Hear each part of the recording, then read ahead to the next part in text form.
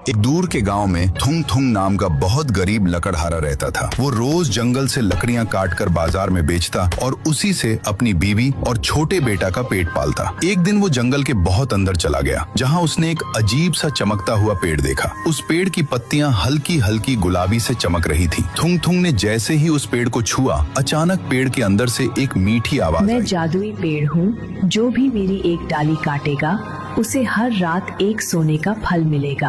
थुंग थुंग हैरान रह गया। वो एक छोटी सी डाली काटकर घर ले आया। रात को जैसे ही उसने डाली को जमीन में लगाया, सुबह वहाँ एक छोटा पौधा उगाया और उस पर एक चमकता हुआ सोने का फल लगा हुआ था। थुंग थुंग और उसकी बीवी खुशी से झूम उठे। अब हर सुबह उन्हें एक सोने का फल मिलने लगा। धीरे धीरे उनका घर अच्छा हो गया, कपड़े अच्छे हो गए और जिंदगी बदलने लगी। लेकिन एक दिन थुंग थुंग के मन में लालच आ गया। उसने सोचा, अगर छोटी डाली से इतना सोना मिलता है तो क्यों न पूरा पेड़ ही काट लूं। अगले दिन वो कुल्हाड़ी लेकर जंगल गया। जैसे ही उसने जादुई पेड़ पर कुल्हाड़ी चलाई, अचानक पूरा जंगल कांपने लगा। पेड़ से तेज रोशनी निकली और वही आवाज गूंजी, इंसान, तुमने लालच कर लिया। अचानक थुंग थुंग के सामने जंगल की आत्मा प्रकट हो गई। जंगल की आत्मा बोली, यह पेड़ उन लोगों की मदद करता है जो जरूरत में होते हैं, लेकिन लालच करने वालों से सब छीन लेता है। इतना कहते ही थुंग थुंग का घर, सोना और सब कुछ गायब हो गया। वो फिर से पहले जैसा गरीब हो गया। थुंग थुंग रोते हुए बोला, मुझे माफ कर दो, मुझे बस अपने परिवार के साथ सादा जीवन चाहिए। जंगल की आत्मा कुछ देर तक उसे देखती रही, फिर बोली, जिसे अपनी गलती का एहसास हो जाए वो बुरा इंसान नहीं होता। अचानक उसके हाथ में एक छोटा सा जादुई बीज आ गया। इसे लगाओ, ये हर दिन सोना नहीं देगा, लेकिन तुम्हें कभी भूखा भी नहीं रहने देगा। उस दिन के बाद थुंग थुंग ने लालच छोड़ दिया और अपने परिवार के साथ साधारण लेकिन खुशहाल जिंदगी जीने लगा।